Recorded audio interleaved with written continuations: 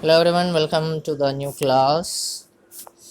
Until the previous class, we discussed about how the DNA structure is awkward and also how it is being packaged into a small cell. Right, we discussed that logically speaking, the length of the DNA would be 2.2 meter if we are just putting it into the cell directly. But if we are packaging it properly, we studied how it is being packaged in a double helix structure surrounding the histone, and which part of the chromatin is mainly used for passing of the genetic material or the transcription process, right?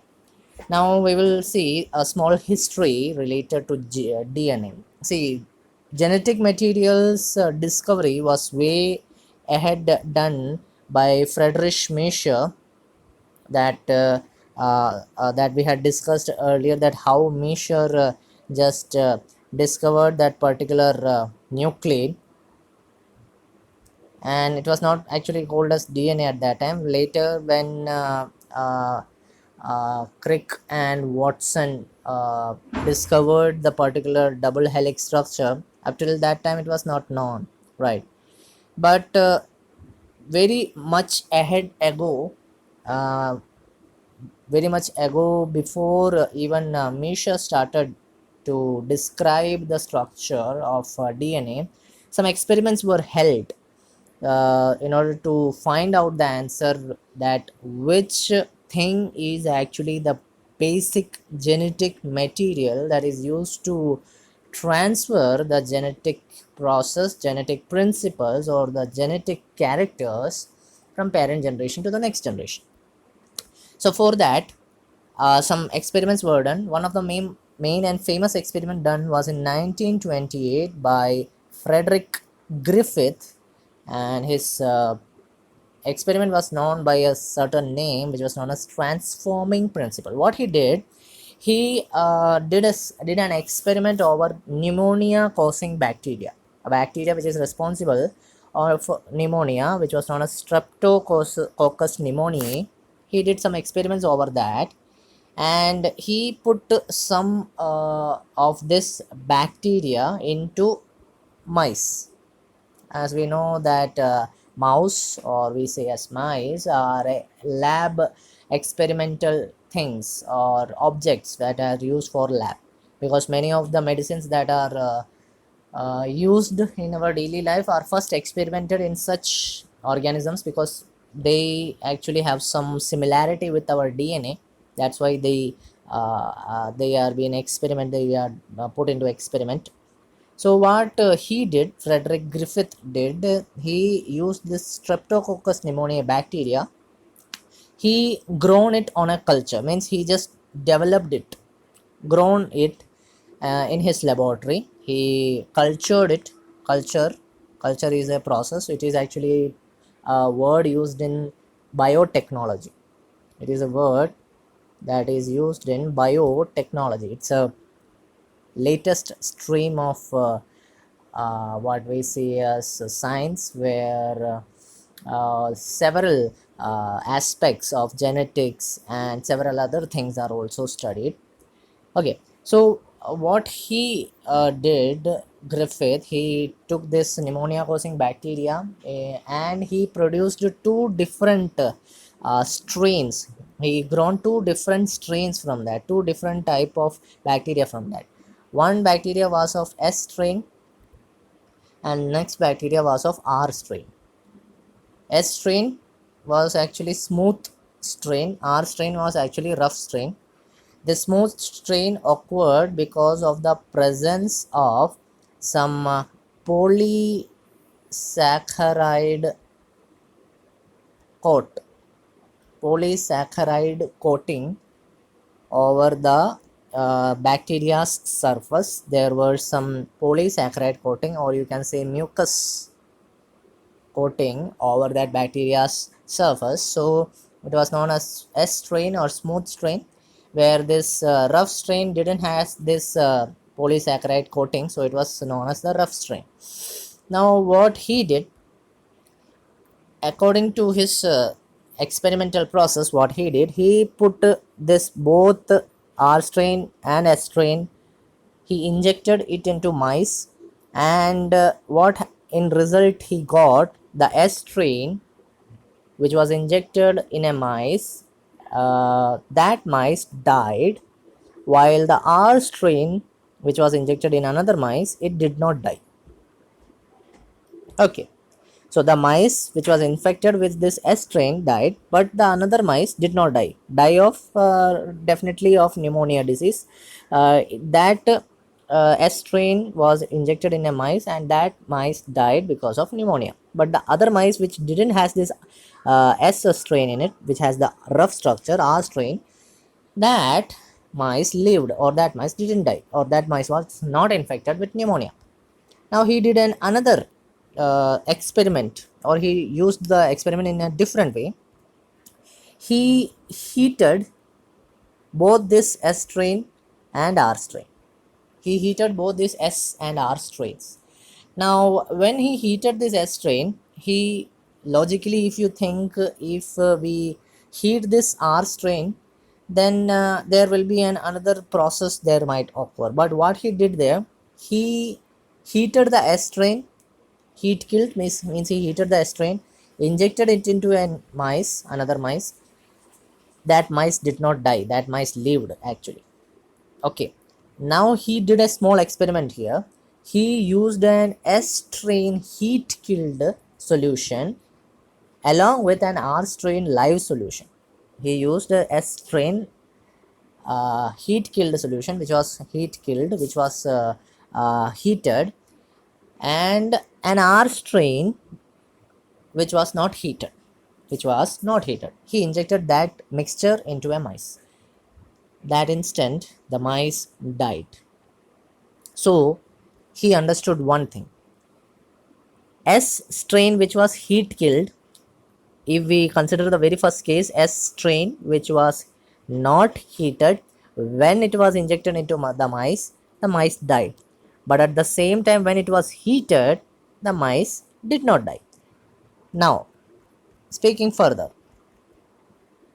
he now used the mixture of this S strain which was heat killed and the R strain which was live. That R strain which did not kill the bacteria, and that S strain which was heat killed, which did not kill the bacteria, he used both these together, and he found a different thing or new thing, that the mice died there. So he understood one thing, that there is something in this S strain, because there could be nothing in the R strain, because R strain already when it was injected, the mice lived there. So he understood one thing, when he heat killed this R strain, something had got into this R strain, and because of that, the mice was killed. And the responsible thing in this category or in this scenario was the S strain. Something might have been passed or transformed. He used the word transformed. Something might has transformed into the R strain from this heat killed S strain, which caused the mouse or the mice to die. So this principle of his, where the transformation scenario is being discussed, was known by transforming principle. This actually led into the understanding of what is the cause of a genetic material.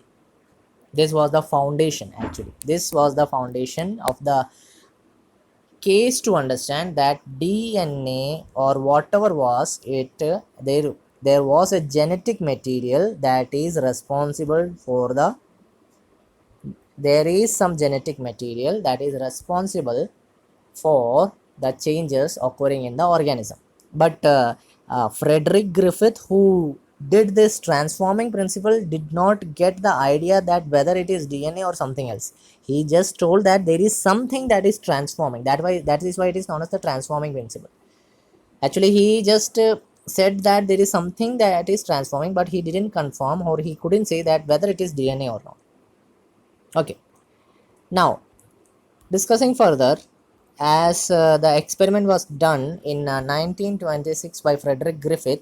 Later, after some years, in during the time period being duration of 1933 to 1944, in that 11 years of time span, three scientists they did their work individually by name Oswald Avery, Colin MacLeod, Macailin McCarthy. Oswald Avery, Colin MacLeod, Macailin McCarthy. These scientists did some experiment on the genetic material they thought could be protein, and also they worked over the transforming principle that was explained by Griffith, because scientists at that time were very much keen and curious about to understand what is responsible actually for the next generation, passing of the characters into the next generation. So these scientists, what they did, they actually did independently. What they did actually was they collected some biochemicals, like DNA, RNA, some proteins, and some DNA affecting enzymes, RNA affecting enzymes. They uh, purified these biochemicals, and after purifying, they they purified these all these things from the very much cold S killed S heat killed strain. The heat killed S strain, from that thing they heated, means they used the heat killed S strain that was used by Griffith for his experiment. They also prepared that heat killed S strain. They purified the DNA in it, RNA, other biochemicals like protein present in that heat killed S strain. Then they put it, that purified thing, into the R. They put that particular heat killed S cells that have been purified, that was responsible for the transformation of R cells. They put it back into the S cells, live S cells, which was not heat killed, and after putting it, they put it back into the R cells. Later they found that, or the R strain, not the, this S strain which was purified, they put it back into the R strain. After this experiment, they understood one thing, that only one and only one thing, DNA,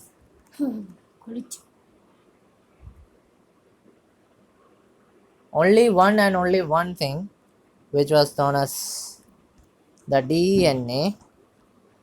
This DNA was alone responsible for the transformation of the R strain. Only the DNA.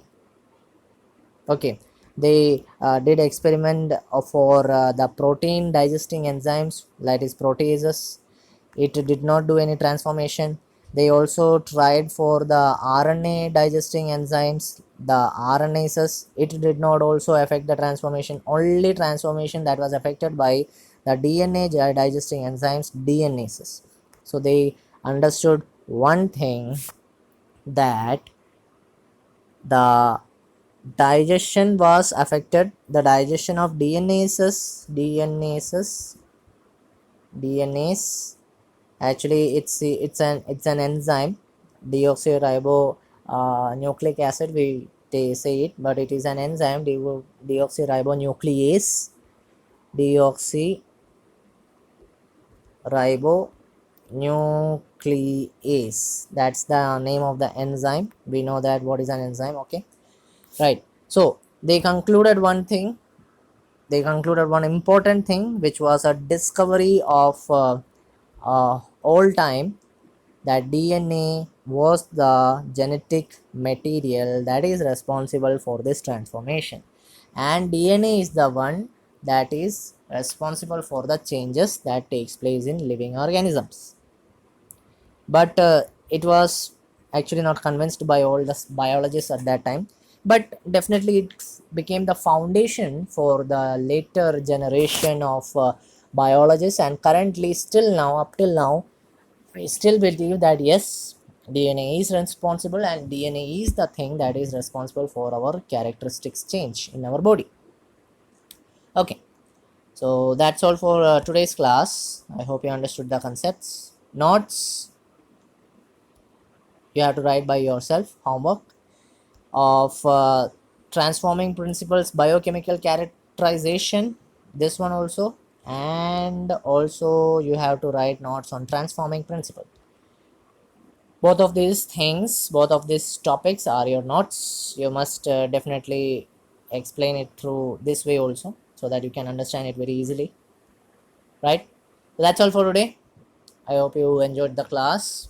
Thank you. Have a nice day. Stay safe at your houses and study properly.